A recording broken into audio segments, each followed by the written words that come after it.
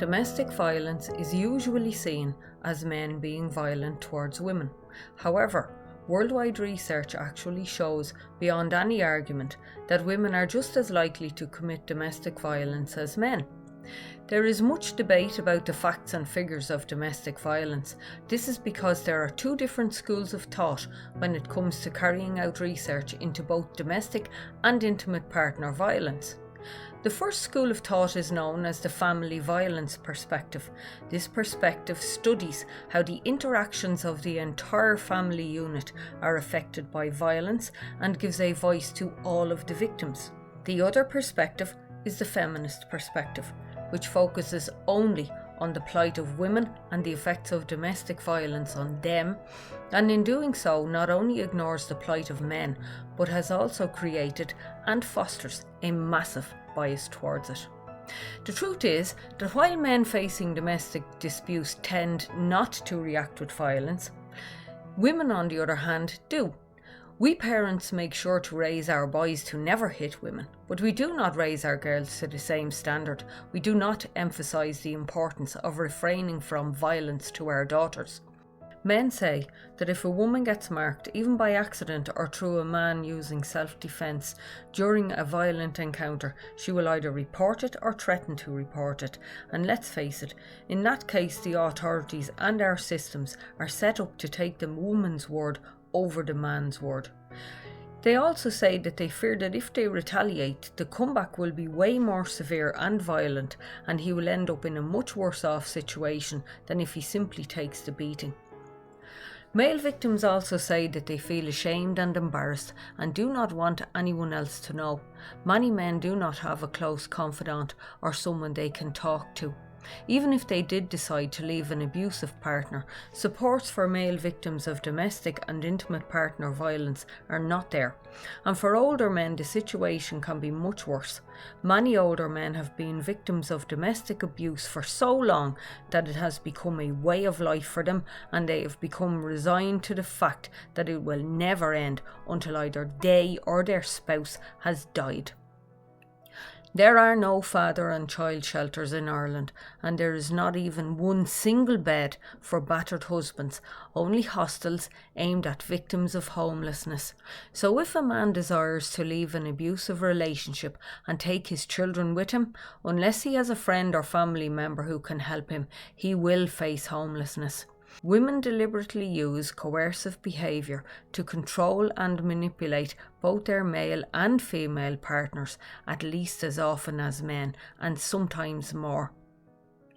A high percentage of women use societies and laws to control and abuse men long after the abusive relationship has ended, and they get away with it because our systems are hardwired to view only women as victims of domestic violence and only men as being perpetrators. Women can and do abuse the system which was set up to protect the victims of domestic violence to control their victims long after they get out of the relationship. The system is so biased against men that men are far less likely to leave an abusive relationship, and the number one reason men give for not leaving an abusive relationship is because they are afraid that they will lose their children and be prevented from having a proper relationship with them, and alongside that they will no longer be in a position to protect their children from their abusive mother. So, why is this not being addressed on at least national levels before now? Well, for the past 35 years or so, the evidence has been misrepresented.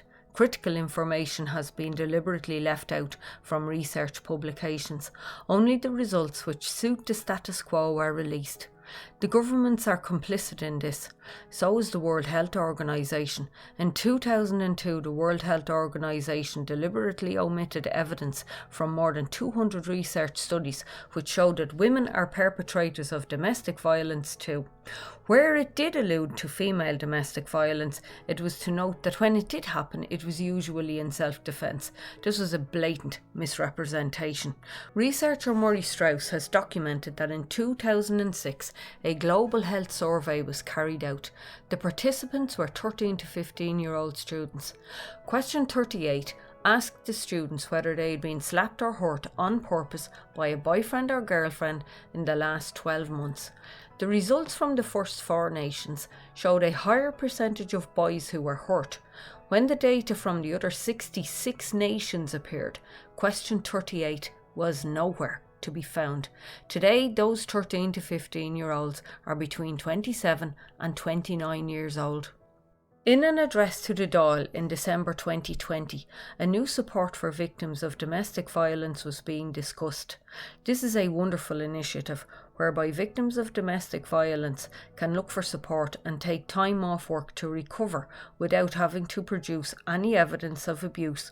However, during the discussion, women were mentioned more than 80 times, but never as perpetrators. Men only got 17 mentions, 11 of them referring to men as abusers. Now, don't get me wrong, nobody is here to deny that there are issues which women face every day. Nobody is coming here to break down all of the progress which women have made during the past 100 years, fighting to give my daughters and I a better life. But what about our sons? What about my sons? What about my brothers and my grandsons? What about your brothers and your sons and your grandsons? What about their rights? We must stop making morons and cretins out of victims. We must stop allowing research to be twisted and misrepresented. We must stop closing our eyes. We need to start paying attention to the data from questions like question number 38.